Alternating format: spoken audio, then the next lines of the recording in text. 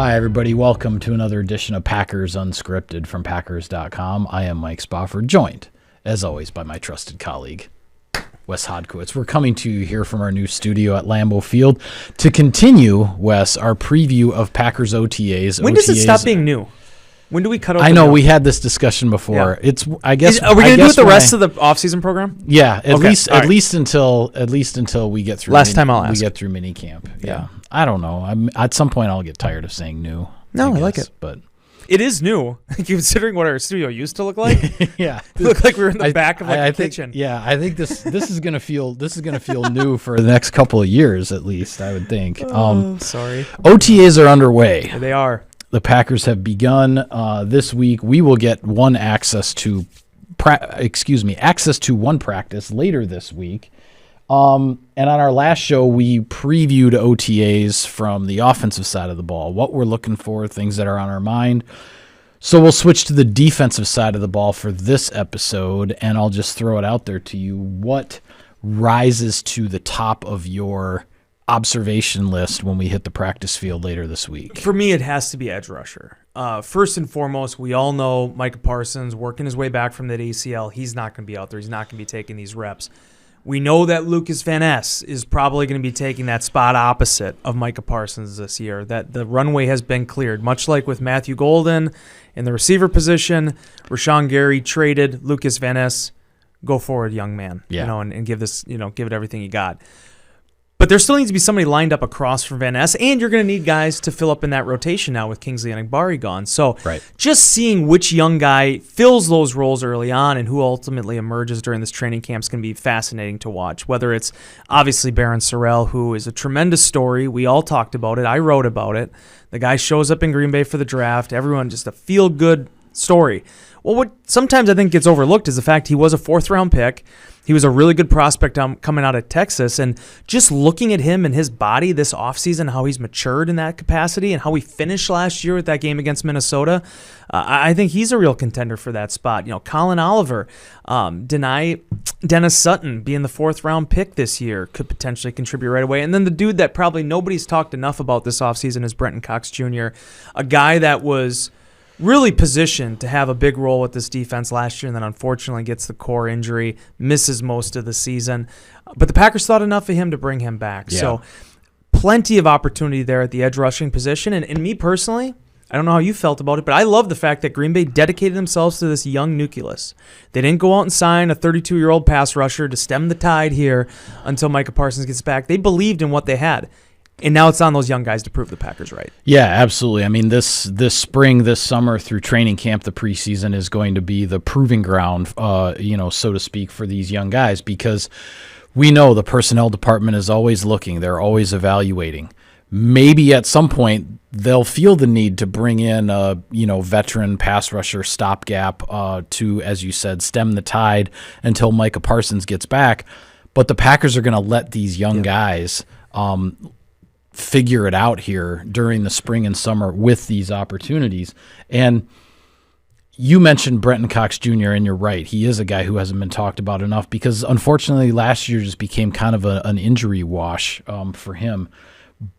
But when we're talking about this group of guys that, where somebody is going to be lined up across from Lucas Van Ness here until Micah Parsons gets back, Brenton Cox Jr. is suddenly the veteran of the bunch. Yeah. He's the old guy who's been around and has some experience. But that being said, also, when I look at the young group, I think back to a handful of years ago when the Packers drafted Kingsley Enagbare in the 5th round. There wasn't a whole lot of fanfare about the draft pick. It's a day 3 pick, et cetera, et cetera. But then we saw over the course of 4 years in Green Bay how Kingsley Enagbare went from, a guy who was helping on special teams to then, he's in the rotation at edge rusher and he's getting some sacks and some TFLs and he's filling in when a guy gets injured. The more snaps, the bigger opportunities, and he's proving himself in that regard. Kingsley Enagbare, who just got a pretty nice contract from the New York Jets as a free agent now. He was a 5th-round draft pick. Barron Sorrell was a 4th-round pick. Colin Oliver was a 5th-round pick. Dennis Sutton, a 4th-round pick this year. these are significant investments the Packers are making in the draft in these players. And you're absolutely right, Wes. The Packers are going to find out what this group is made of and who is going to step forward to seize an opportunity. Yeah, J.J. Enagbare is an interesting player, too, because I feel like, we always think about, okay, well, can you find an all-pro? Can there be a Micah Hyde out there in the 5th round that you bring in and becomes a superstar? But there really is something to be being said for an Enagbare, a guy that played every game, I should say, for Green Bay the past 4 years, a guy that was reliable on both defense and special teams, was, really good against the run. I think he's a tremendous success story. And when you lose a player like that, it might not be the one that gets talked about at your local diner in the morning, but the fact is that's a big body that the Packers have to replace. And at the same time, it should also be a reminder to all these young guys of just what the stakes can be and how this thing could really catapult you to another level. Because as much as we focus on the pass rush, and rightfully so, I mean, that's where people make their money, it also goes back to the fact that Enigbare's not going to be there on special teams anymore. He's giving up one of those guard positions in punt coverage. Chances are Lucas Van Ness is also going to be off that unit with what his growing role is now on defense. So the Packers, whether it is special teams, whether it is on the defensive side of the ball, there is a massive opportunity for those young edge rushers. And seeing who grabs onto that is going to be great because, yes, there's the Enigbares, but then you also think back to when Green Bay signed Zadarius Smith. Zadarius Smith was a 4th-round pick a long, long time ago by the Baltimore Ravens, who then became an all-pro pass rusher in this league. You never know where you're going to get those contributions from. And I just love the fact that Green Bay invested all these resources over the last few years in that position, and now you're really going to be able to see what that group can do. And there is the caveat when it is still late May, when we're talking about edge rushing, which is about setting the edge against the run, getting after the quarterback, beating the offensive tackle, all that kind of stuff. There aren't any pads going on here during OTAs. There won't be pads on for at least a couple of months here.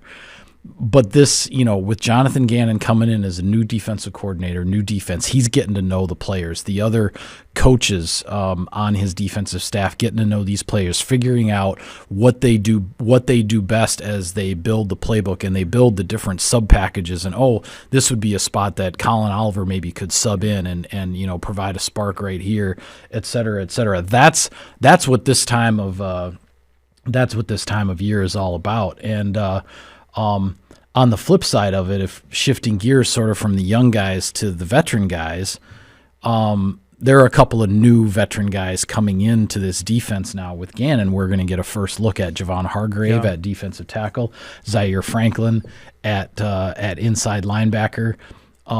Two guys who have been there, done that in this league. That doesn't even really do justice to what they've accomplished in their careers. And their presence, I just get the feeling, Wes, because of who these guys are, and we haven't even talked to them yet in terms of the interviews we get in the locker room. We'll get an opportunity for that over the next few weeks.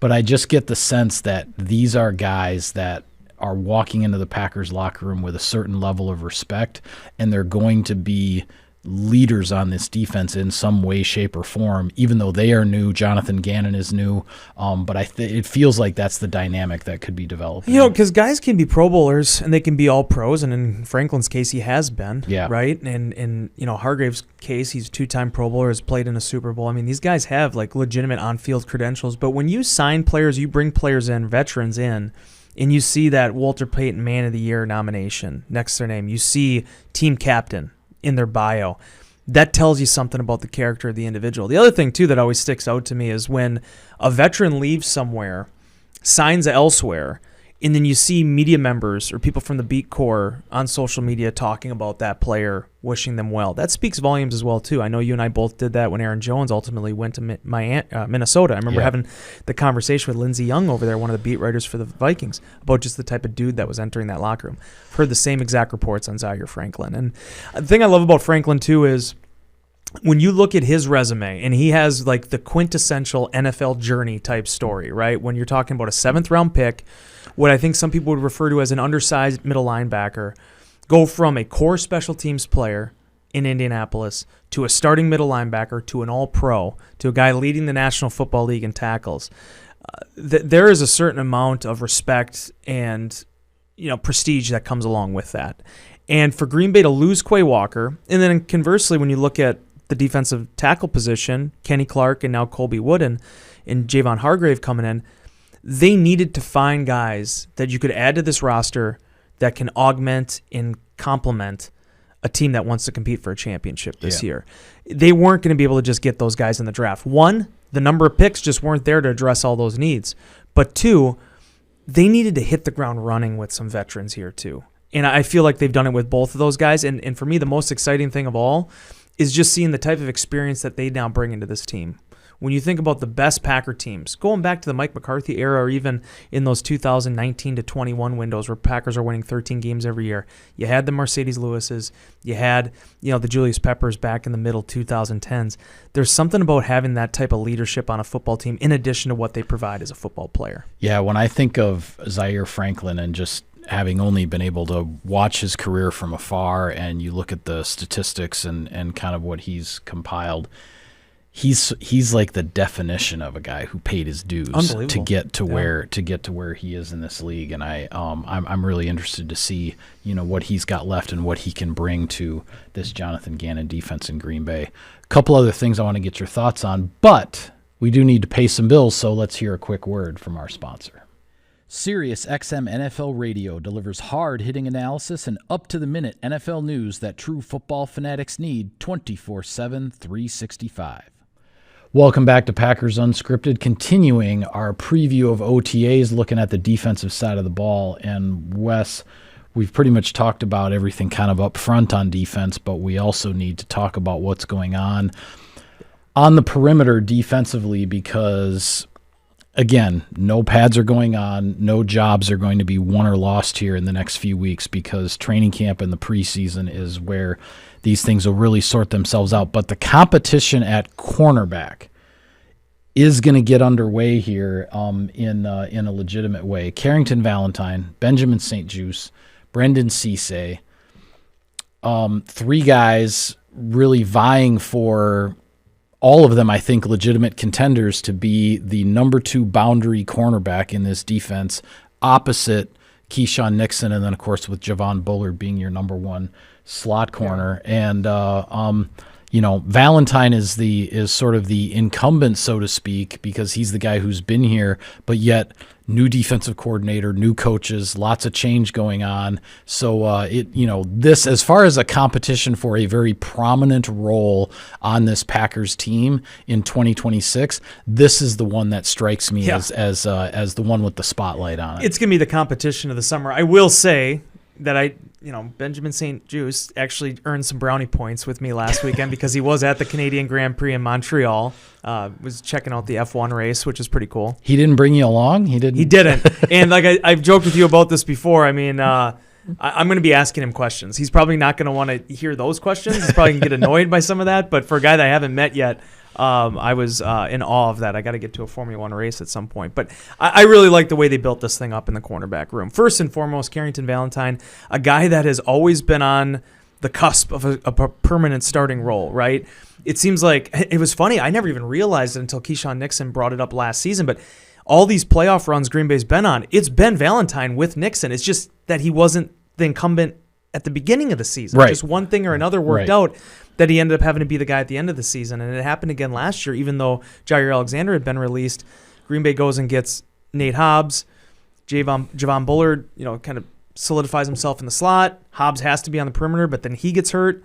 Valentine kind of rips that spot away from his old training buddy. And then there's not really a place for Hobbs, right? And his contract kind of dictated Green Bay needed to go a different direction.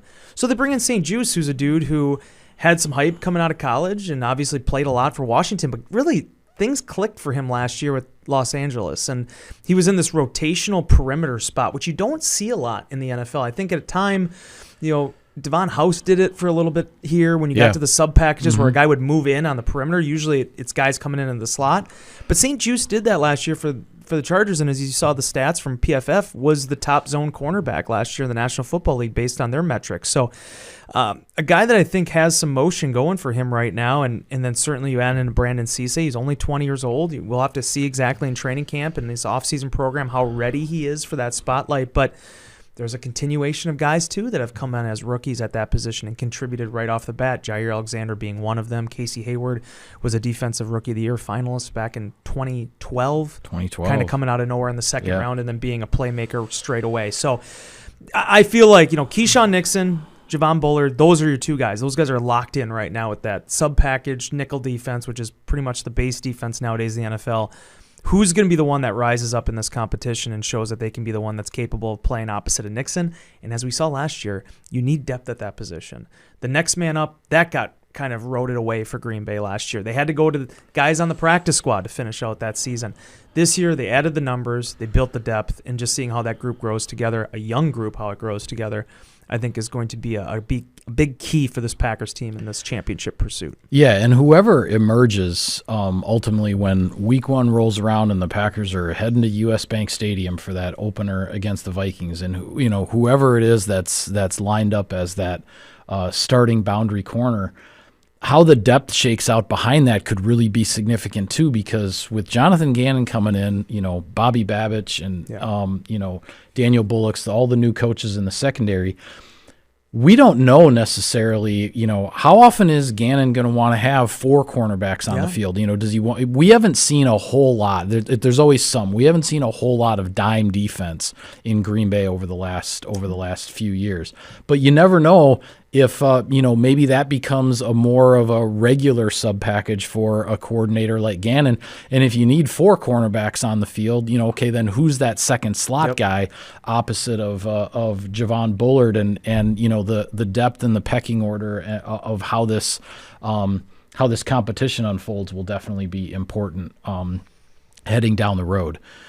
We also need to discuss special teams because there are a couple of issues and new faces there to talk about. Packers looking for that boost in the return game and brought in receiver Skyy Moore as a free agent acquisition. Ranked in the top, I believe he was in the top 7 in both punt returns and kickoff returns last year for San Francisco. He's now in Green Bay. And then, of course, the other big special team story is the new kicker, Trey Smack, the rookie 6th-round pick out of Florida. The Packers traded up to get him. Then they released Brandon McManus. Lucas Haversick is still here. So that competition will be ongoing, but Trey Smack is the odds-on favorite, is the guy that the organization is looking to nail down this job, and preferably for the long term. And this will be our first chance, hopefully in the limited opportunities we get to watch practice and OTAs, we might get a kicking period where we just get to see what it looks like. Yeah, absolutely. And again, we'll get our eyes on him for the first time in terms of what he does in real time in front of us here at this OTA practices, but every report I've heard it's been extremely positive, that this guy, his leg talent, everything they saw on film, it's been showing up in these early sessions. I think there's a lot of faith that the player that they moved up to take at the end of the 6th round could be the next guy to lock that spot down. Again, long way to go. But what I like about it, too, is there was so much focus on the decision to move on from Brandon McManus. I don't think enough attention has been put on the fact that Lucas Haversick is still here to compete with Smack. This is a guy that has been a featured kicker in the National Football League. I mean, he's been in that role with the Rams, and he was in the spot where he had to make some big kicks for Green Bay last year too.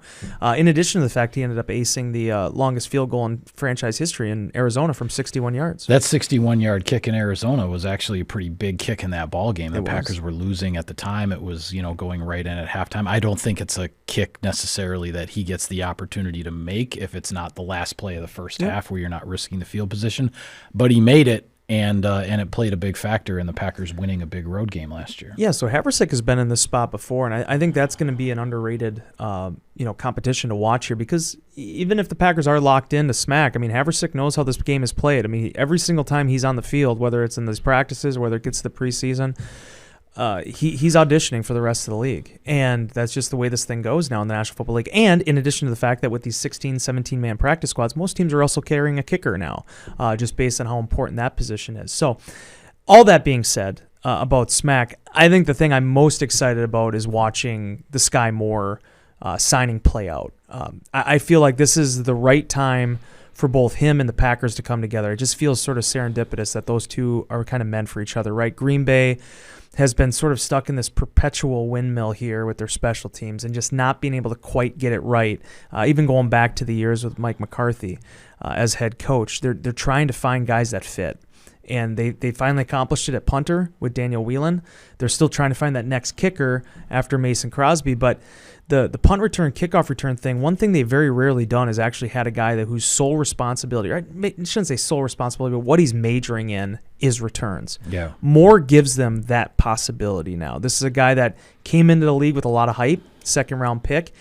Didn't really click the way you wanted to see it click, but he got a chance last year with San Francisco, and I felt that was sort of a renaissance with him and finding something and trying something new and succeeding in it. And I'm just excited to watch him with what you would imagine be some infusion of confidence where he can take this thing now in year 2, because certainly Green Bay bringing him in, signing him as an unrestricted free agent, they believe he can be the guy to help solve that problem for them. It always feels like for the last handful of years at least, there's been kind of this imbalance in the Packers special teams where, a few years ago, back-to-back all-pro kickoff return seasons from Keyshawn Nixon. So you get a spark there in the return game, but you have some coverage breakdowns and you're constantly trying to fix, what's going on with the coverage. You fast forward to last year until the very end of the season when Zane Anderson and Bo Melton were hurt. The Packers' coverage units were really solid all season long. But then there was never the spark in the return game that you're looking for. Jaden Reed getting hurt early in the year played a factor in that. Then you're trying, rookies, Savion Williams, he ends up getting hurt. Matthew Golden, you try him, it doesn't quite work out.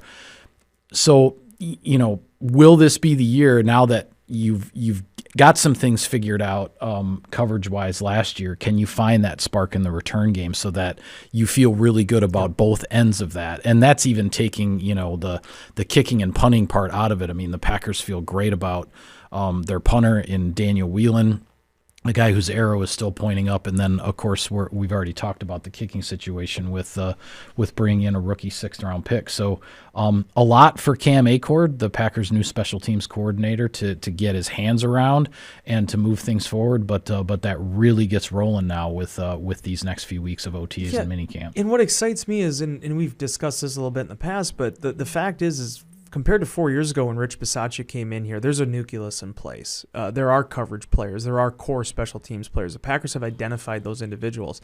Now it's, can you get the specialists right, and can you keep that together? Yeah. Jaden Reed could have ended up being an all-pro punt returner, but Absolutely. The fact is that he was going to have a shelf life to that, right? He just got a massive contract. I wouldn't imagine that he's going to be factoring into that competition unless it's an emergency this year based on what his responsibilities are going to be for the Packers offense and the role that they expect him to fill.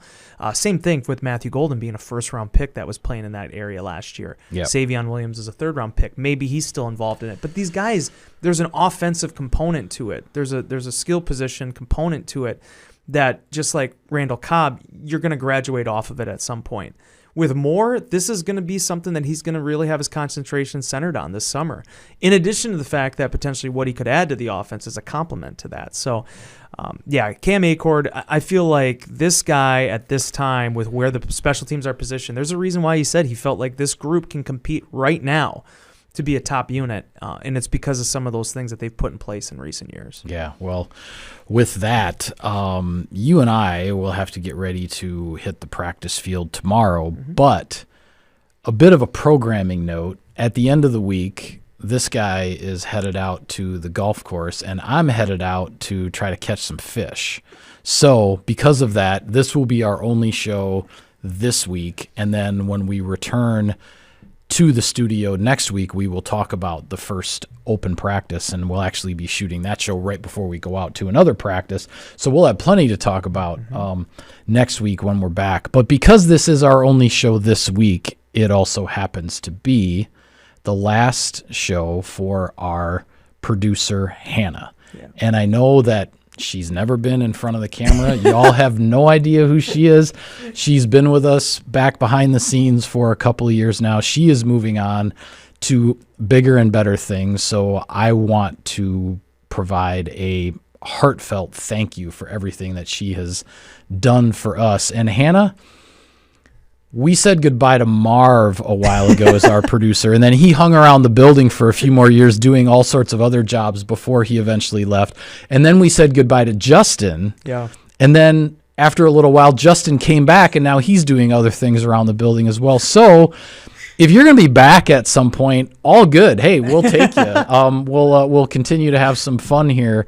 But until that happens, so long, farewell, and best of luck to you, and I mean that with all my heart. Yeah, it's funny too because Hannah's too humble to do this, but if it would have been Justin, he probably would have like put his face up Yeah. on the screen, like have it superimposed really quickly. No, Hannah's been tremendous. We appreciate her efforts here. You and I are not the easiest people to deal with, especially with how our schedules can be sometimes. So wishing her lots of luck. It's crazy to me, man. I mean, we're 10 years into this thing now, and we were trying to do the math beforehand of how many different producers we've had at this point with the show. The one thing, my one regret, we have this brand new studio. It's so cool. It's so hip. So modern, but we still don't have like that producer cam like all those big shows have, like McAfee and Dan Patrick, where you can go in the back and like kind of cue in and see our people behind the scenes. You get to see and like we could actually have conversations with them during the show. Like we haven't quite reached that point yet. No, so you get stuck with us the whole time. But but congrats to Hannah. Good luck to her. And you and I will just keep trucking on with either Justin or whoever else comes in. Whoever else gets stuck with us. Whoever else finds their way into into that control room over there. So with that, we'll call it a wrap on this edition of Packers Unscripted. Be sure to follow all of our coverage of OTAs this week. We'll have all kinds of stories for you on Packers.com, and then we will be back with more shows of Unscripted next week. So for Wes, I am Mike. Thank you for tuning in, everybody, and we will see you next time.